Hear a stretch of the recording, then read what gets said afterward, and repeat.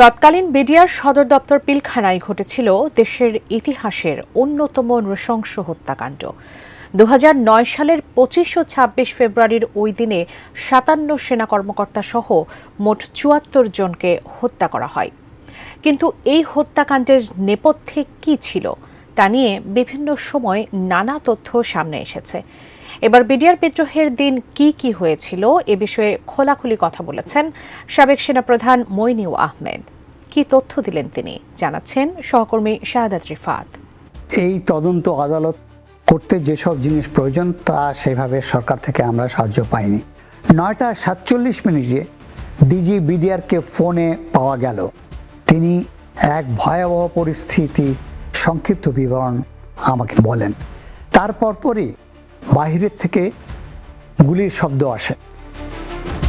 গত ৫ আগস্ট ছাত্র জনতার আন্দোলনের মুখে শেখ হাসিনা সরকারের পতনের পর অনেক সাবেক সেনা কর্মকর্তা পিলখানার বিদ্রোহ নিয়ে কথা বলেছেন। কেউ হত্যাকাণ্ডের মাস্টারমাইন্ড হিসেবে তৎকালীন প্রধানমন্ত্রী শেখ হাসিনা ও তার দলের নেতাদের নাম বলেছেন।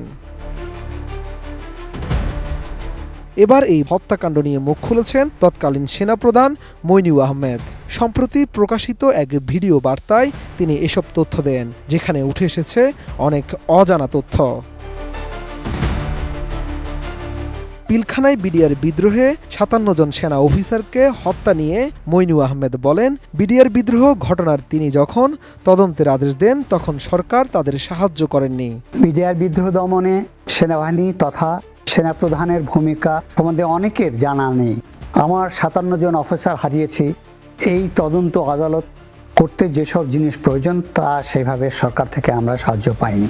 বিডিআর বিদ্রোহে তদন্ত কমিটির নেতৃত্ব দিয়েছিলেন বর্তমান স্বরাষ্ট্র উপদেষ্টা তৎকালীন লেফটেন্যান্ট জেনারেল জাহাঙ্গীর আলম চৌধুরী। তিনিও তার কাজ সঠিকভাবে সম্পন্ন করতে পারেননি।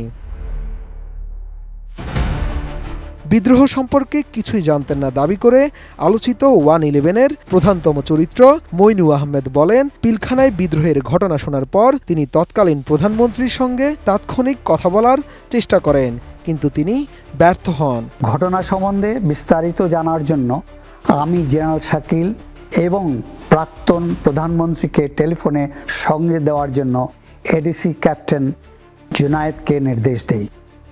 তাদের ফোন কন্টিনিউয়াসলি ব্যস্ত ছিল এবং তাৎক্ষণিক সংযোগ দেওয়া সম্ভব হয়নি। এর মধ্যে পরিস্থিতির ভয়াবহতা উপলব্ধি করে মইনুল আহমেদ কারো নির্দেশ ছাড়া আরেকটি ব্রিগেডকে অপারেশনের জন্য প্রস্তুত হতে নির্দেশ দেন বলেও জানান, যার নাম দেওয়া হয়েছিল অপারেশন রেস্টোর অর্ডার। এরই মধ্যে সামরিক গোয়েন্দার মাধ্যমে পিলখানা সম্বন্ধে তথ্য আসা শুরু করলো এবং আমাকে জানানো হলো যে কি ঘটছে পিলখানায়। পরিস্থিতির ভয়াবহতা উপলব্ধি করে সময় বাঁচাতে কারো নির্দেশ ছাড়া আমি 46 ইন্ডিপেন্ডেন্ট ইনফ্যান্ট্রি ব্রিগেডকে অপারেশনের জন্য প্রস্তুত হতে নির্দেশ দেই এবং তারা তাৎক্ষণিক ব্যাটল প্রসিজার শুরু করে, যার নামকরণ করা হয় অপারেশন রেস্টোর অর্ডার। বেশি পাকা টমেটো আর সিক্রেট রেসিপির কম্বিনেশনে তৈরি প্রাউন সসের বস। সবকিছুই প্ল্যান করেই করেছিল বিডিআর জওয়ানরা। মইনুল আহমেদকে ঘটনার সাথে সাথে এমন তথ্য দেন তৎকালীন ডিজি বিডিআর। এরপরই ঘটনার দিন ৯টা ৪৫ মিনিটে অবশেষে প্রধানমন্ত্রীর সাথে ফোনে যোগাযোগ হয় সাবেক এই সেনাপ্রধানের। তিনি বলেন, অপারেশনের কথা জানালে প্রধানমন্ত্রী জানতে চান কতক্ষণ সময় লাগবে সেনা ব্রিগেড তৈরি করতে। সময় জানালে ব্রিগেডকে পিলখানায় যাওয়ার জন্য অনুমতি দেন প্রধানমন্ত্রী। ৯টা ৪৭ মিনিটে ডিজি বিডিআরকে ফোনে পাওয়া গেল। তিনি এক ভয়াবহ পরিস্থিতি সংক্ষিপ্ত বিবরণ আমাকে বলেন। তার পরপরই বাহিরের থেকে গুলির শব্দ আসে। মনে হলো these are all plan and being executed according to the plan. ৯টা ৫৪ মিনিটে আমি সাবেক প্রধানমন্ত্রীকে মোবাইল টেলিফোনে পেলাম। এর মধ্যে বিডিআর বিদ্রোহ সম্বন্ধে তিনি অনেক তথ্য পেয়ে গিয়েছিলেন এবং তিনি জানতে ছিলেন কতক্ষণ সময় লাগবে এই ব্রিগেডকে তৈরি করতে। আমি বললাম যে সাধারণত ৬ ঘন্টা লাগে, বাট তাড়াতাড়ি করে আমরা ২ ঘন্টায় করতে পারি। আমি অলরেডি কমান্ডার 46 ব্রিগেডকে বলেছি যত তাড়াতাড়ি পারে তারা যেন প্রস্তুত হয়। আমি ওনার থেকে এই ব্রিগেডটাকে পিলখানা যাত্রা শুরু করার জন্য আদেশ ছিলাম, উনি ওই আদেশ দিলেন। অনুমতি পাওয়ার পর সেনাবাহিনীর 46 ব্রিগেড 1 ঘন্টার মধ্যে যাত্রা শুরু করে, কিন্তু বেলা 11টায় ব্রিগেডের প্রথম গাড়িটি মেইন গেটের কাছাকাছি পৌঁছালে বিদ্রোহীরা একটি পিকআপ লক্ষ্য করে রকেট হামলা চালায়। এতে চালক ঘটনাস্থলেই মারা যান।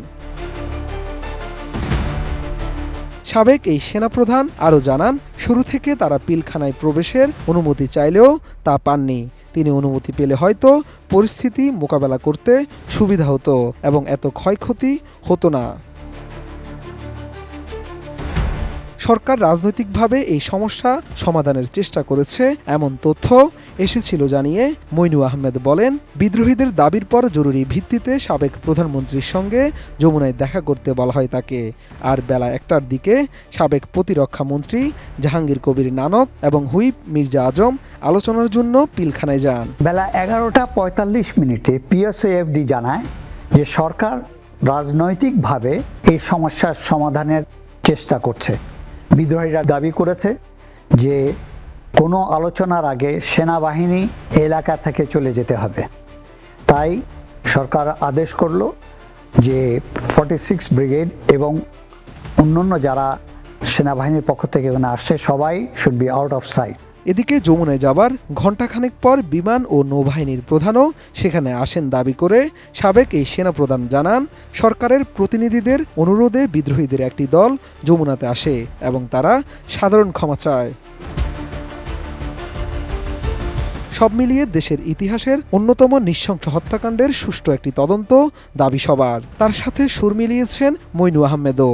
এ সময় বিডিআর বিদ্রোহ নিয়ে তার লেখা বই খুব শীঘ্রই প্রকাশ করা হবে বলেও জানান সাবেক এই সেনাপ্রধান। শাহাদাত রিফাত, এটিএন নিউজ, ঢাকা।